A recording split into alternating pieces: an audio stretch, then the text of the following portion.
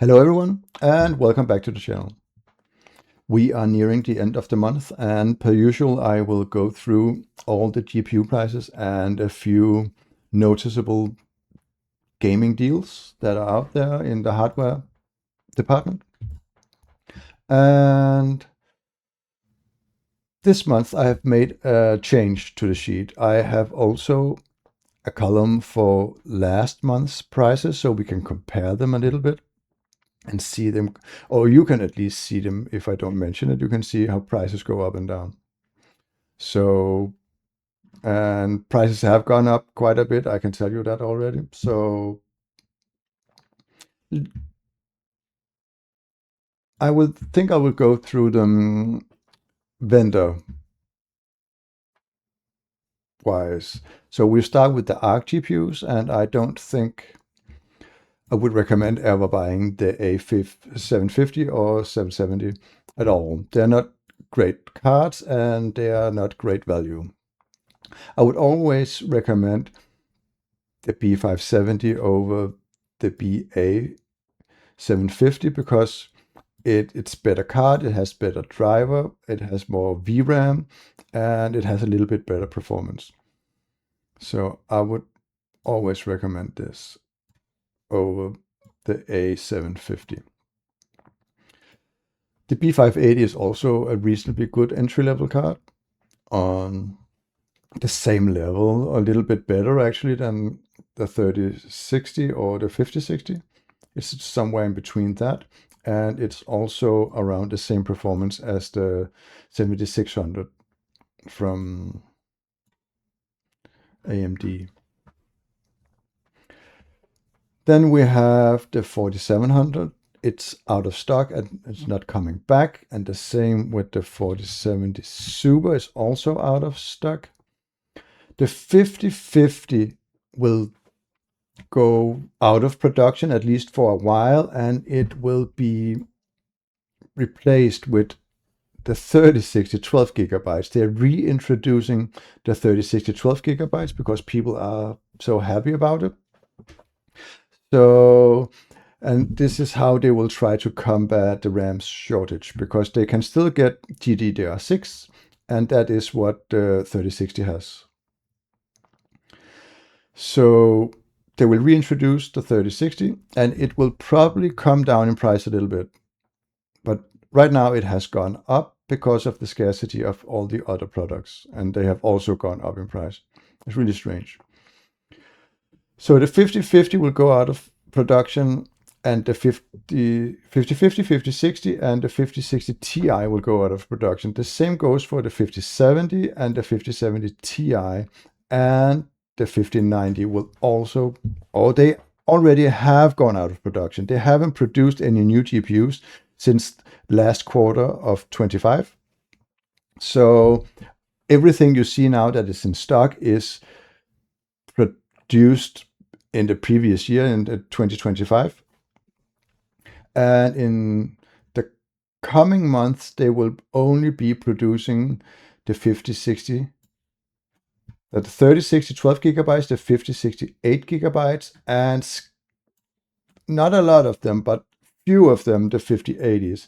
But all in all GPU production have been halted because they have overpromised for AI and they can't keep up. So they have halted production, not stopped production as told, but they have halted production temporarily.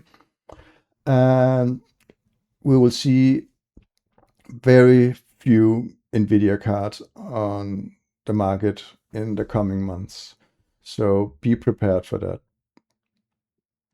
Then we come to the AMD cards, and the 6600 and the 6650 XT has gone out of production. And the same with the 67, not out of production, but out of stock. They have not been in production for a long time, but they have been sold out now, and there are no more stock of them. The 6700 is still in stock, and I still think they're getting produced. So, but they have gone up a little bit in price, and it's in line with the prices they have said GPUs would go up, like $10 per 8 gigabytes, and $10 is around 100 kroner. So that's around what you would expect. The 6700 XT has been out of production for a long time and also been out of stock. The 7700 XT is still a great card, but I just think it's a little bit too expensive compared to the 9060 and both of them actually. But it's not a bad card. You wouldn't regret getting this card, but you could have gotten more for less. Let's just say that.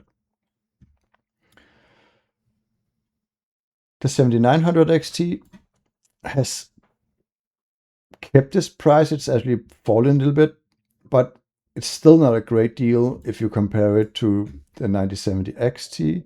The 9070 XT is better. It has a little bit less VRAM, which does make a difference because I would still say the 7900 XT is a 4K card because it has the 20 gigabytes of VRAM, where the 9070 XT still only has 16 gigabytes, and that makes it just a high-end 1440p card, maybe ultra-wide 1440p. And that's unfortunate that they don't have a high-end card that can do 4K, but let's face it, it's only really the 5080 and the 5090 that can do 4K, and even the 5080 struggles because of the VRAM limit.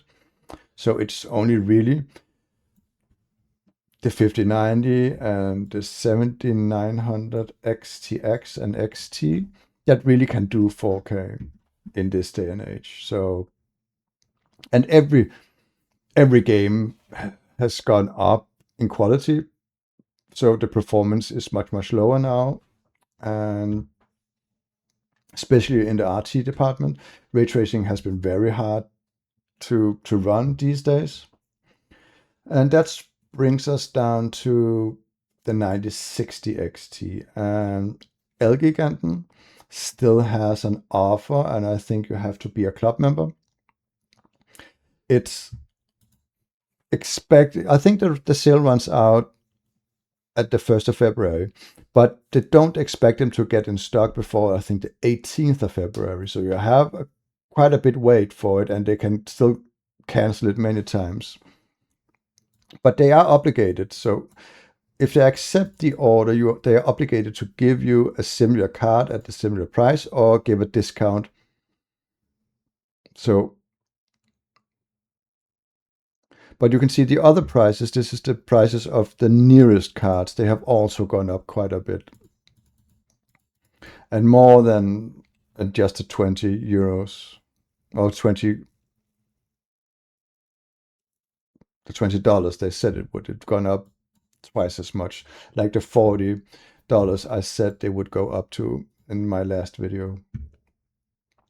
The 9060 XT has also gone up with 300 kronos, and that's not persisted with the $10 either. It's also gone up a lot more. The 9070 has also gone up in price, not a lot, more in line with what they should, with the 200 Danish kroner.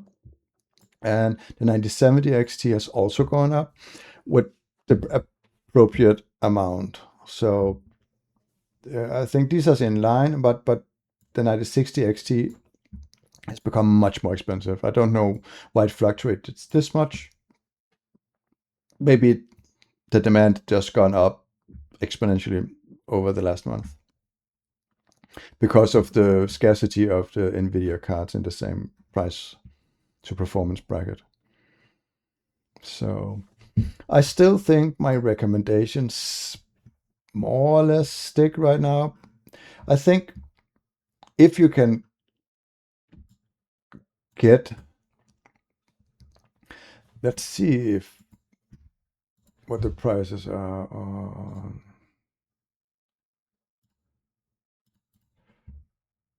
the 5070 here. See, we have the one from Elgiganten. And then the next price will be 4800, and it will probably also go up. And these are the cheapest model with the worst cooling and the most noise. So you can see it is Elgiganten, and it runs until the 1st of February. So you have to buy it before the 1st of February. So, and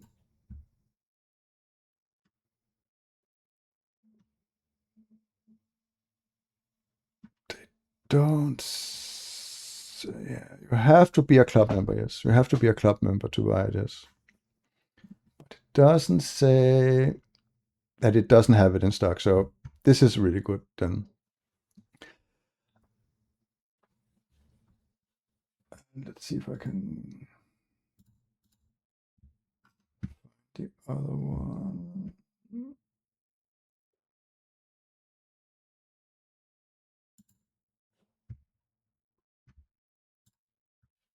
Oh, we could maybe just go. Oh,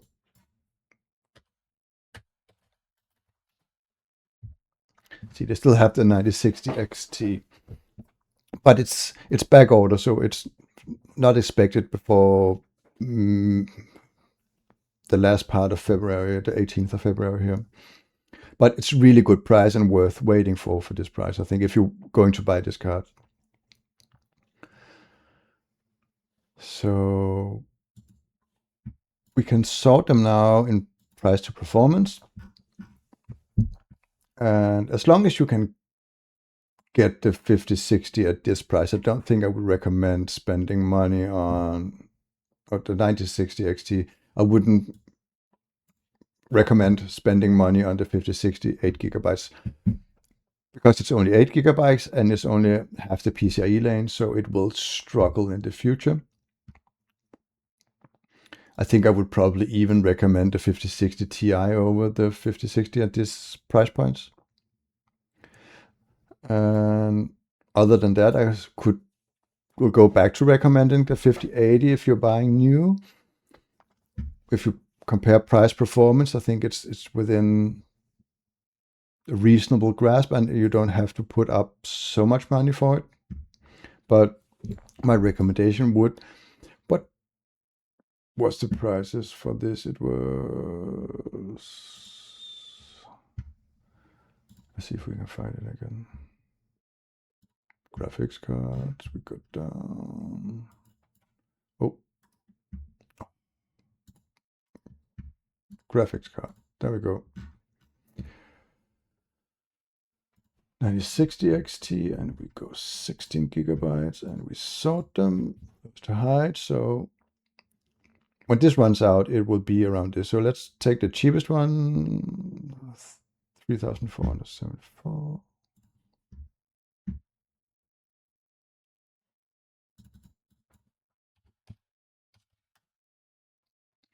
And see now, it's much different. It's much higher if it's go up to this price. And then I wouldn't recommend this necessarily. Then I would probably just recommend the B580. Or the 8 gigabyte version. It's still really good card, but you just have to turn down texture quality and not turn on ray tracing and all that shit. So, but if you can get the 9060 XT from Elgiganten, you should go and buy that one right now before the sale runs out. And then it's, as usual, the 9070 XT, it's just really good value, but now it's over 40 kronos per FPS again, and I think this is where it stops being a good deal when it goes over 40. But my perception of that might change in the future because all prices will go up. So these are my recommendations right now. If you need a graphics card, buy the 9070 XT from Elgiganten right now. If you don't have the money right now and you don't make it before it runs out, I would recommend these other ones instead. The B580 as the entry level, and or a 9060 XT. If you have that little more money to put in it, I would go for this one. And if you can still make the Elgiganten, club member, go for this one. And let's check out what the price of the 1590 would be later. Have to go back. Or like 5070. So we'll go up to 4790. 4700. Nope, not 89. There we go. And it would also go over 42. So in just a few days, the prices will go up a lot. And so the recommendations are as follows. Oh, as long as you can get the 5070 Ti 8 gigabytes, you should probably get that over the 96. This is probably also a Elgiganten club offer. Let's go look at it.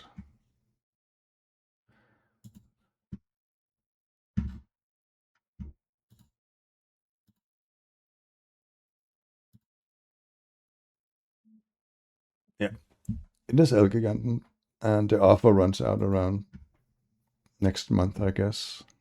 It doesn't have a limit on it, but I do think they will stop this offer very soon because they can't get these in stock for the same price. So, and what was the other price was 3138, 3138.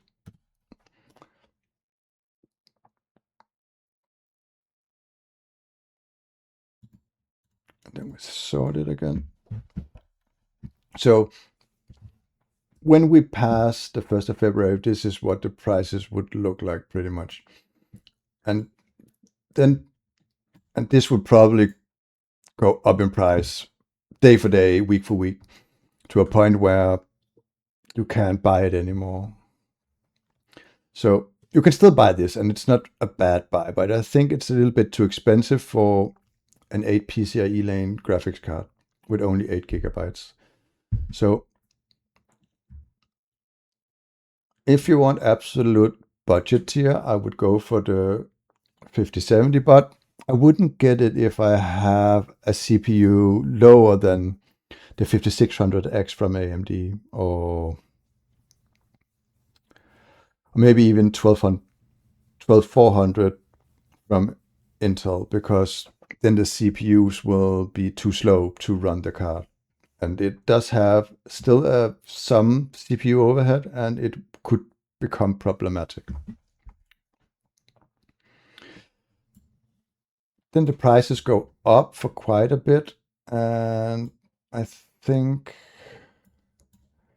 if we compare these two, I think I would go, because it has better price performance, so I would go with the 5060 Ti 8 gigabytes as long as it has better price performance.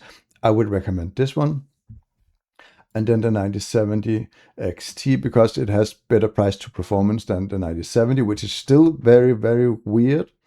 And AMD has said now that they will hold production on the 9070 because it's not selling very well.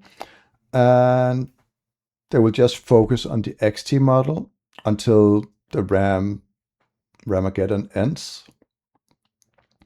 And then it's more or less the same price performance. If you don't have as much money, go with the 9060 XT 16 gigabytes. So entry level cards, budget card. Okay, let's just start budget card. If you don't have a lot of money, you go with the 97, and you could even go with the 7600. These are reasonably good budget cards. Then you have also in the entry level, you have the B580 will have much lower FPS. You can see a 60 on average, and the 9060 will have a lot more. But it's only up until the point where it doesn't have the VRAM, it hits the VRAM limit, and a lot of cards will do that unless you turn it down to low or medium texture size. And then the B580 would beat it.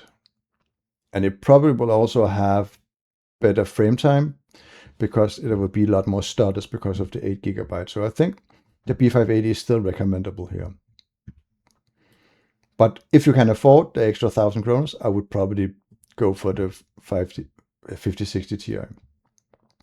So I think we are through that. So now to the few good deals there are out there. Elgiganten has a few deals still. You still have the Pop Air Mini, and it's a reasonably good micro ATX case. There's also the Asus Prime AP201. You need to buy fans with this one, so the price will go up a little bit. Then we have the Fantex XT View, and I would recommend this over the Montech XR one because the Montech doesn't come with PWM fans, so you can't control the speed of them, but you can with the Fantex XT View. The Fantex Eclipse in the black has gone out of stock, but if you want a white one, this is still a really good airflow case. I don't think I like the 3500X. That airflow is not very good because of the positioning of the fans, and the fans are not the greatest. The Meshify is a really, really good case. I could recommend that, and it's also reasonably cheap, but you will have to go buy more fans to get proper airflow, but it has the potential to have more airflow. ProShop also have a deal on the Frame 1000 DRS, and it's a pretty good mid-tier case. It comes with 3 pre-installed fans in the front, and you would also have to buy more fans yourself. And then we see the club memberships from Elgiganten here, where you have to, and I would recommend going for this now. You should have done this last month when it was 3,500 kroner, or last month again. But if you didn't have the money, you didn't have the money, and that's it. And I don't think there are any more deals to go over here. There are no RAM deals that really make sense. AMD and Intel have started making bundles with RAM, and they will probably hit the shelves during February or early March. And I think that would be the best deals when it comes to buying RAM or buying new hardware. But we will look at it when they hit the market in Denmark. They have hit the market in China, and they're starting to hit the market in the US now also. And so they're usually a month behind here in Denmark. So we'll get to that next month, or maybe during the month if great deals happen to just be dumped on us in the middle. Here at the end, I would like to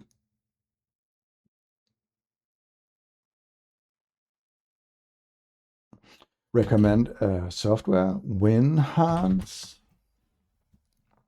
It's a utility. I will just go and download it so you can see how it works. This is a tool made to optimize Windows.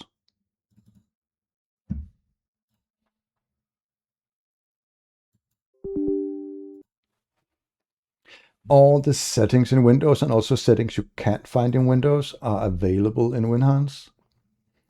Let's see, do that. Just to be sure I don't miss the .NET shit.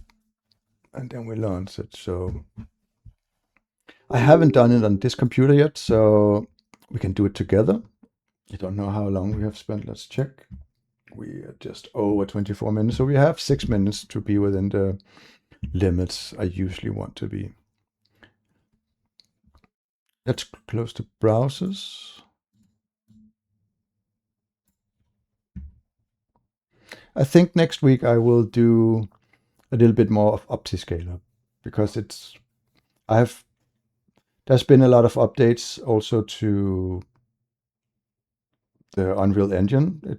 It's been updated now again, and I've experienced crashes with OptiScaler now, and there has been an update to the DLSS enabler, which includes OptiScaler and Faken vAPI and the Newcomb's DLSS.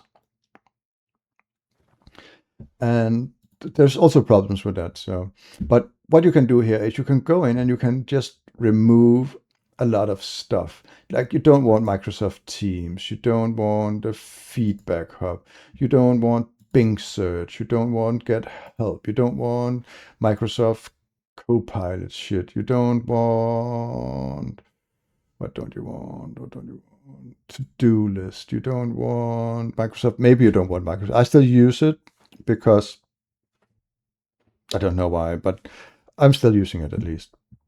I don't want Xbox stuff. I don't want Microsoft Family Save. I don't want OneDrive. I don't want Xbox Game Bar. I don't want Copilot. I don't want Microsoft News. I don't want Outlook for Windows. I don't want Solitaire Collection. I don't want Xbox Identifier. I don't need Dev Home. I don't recommend removing the Microsoft Store because there are probably a use case for when sometimes you want to get or buy a product through there. I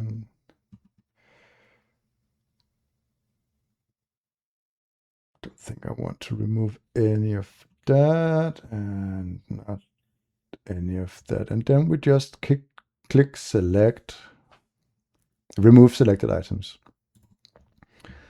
We click yes, and then it removes all the items. So they don't sit on our computer doing nothing or doing stuff we don't want it to when we are playing games. Can we browse? Yeah. You can also install browsers through this app. So if you don't know which browsers are available, these are all the browsers. Not all the browsers, there are probably more, but these are the very known browsers. You can get Edge. Brave is really nice also. It has built-in ad blocker and stuff like that. Torium and all of these. Some of them I don't even know. The Mercury browser I've never heard of. The Tor browser I've heard of course. And DuckDuckGo I have also. I've had this browser. I didn't like it very much. And a lot of software you can download here. Oh, 7-zip, probably not too bad having. I think you don't need anything that except 7-zip. Maybe I want LibreOffice too. OpenOffice has started to come with a lot of bloatware.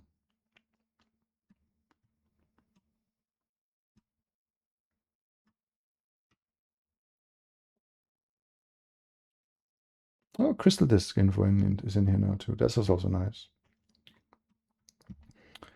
Maybe I still need to get the Epic launcher. I haven't done that since I reinstalled. I had a problem where I had to recover Windows. iFanView is also really good for, it's like an advanced photo viewer. I used that like back in the early 2000s. Haven't used it since though, so I don't know if it's still good. And then there's all the messaging app, Telegram, WhatsApp, all that shebang, but I don't use any of that. Could recommend using the VLC player as a multimedia player. It's really, really good.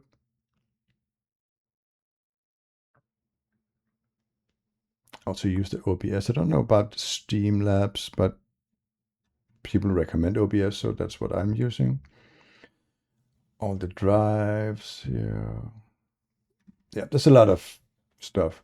You can also go into optimization, and then there are a lot of stuff in here. If you look, you can just keep scrolling for hours and hours on end, changing all sorts of settings that will optimize your windows. So I would just short shout out for this very, very nice program. And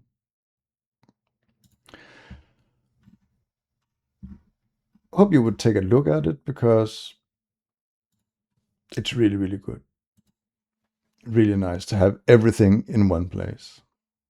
So that's it for now, and take care out there. And make sure, of course, to give a thumbs up, and yeah, just have a nice day and take care, and spend your money wisely. So see you around.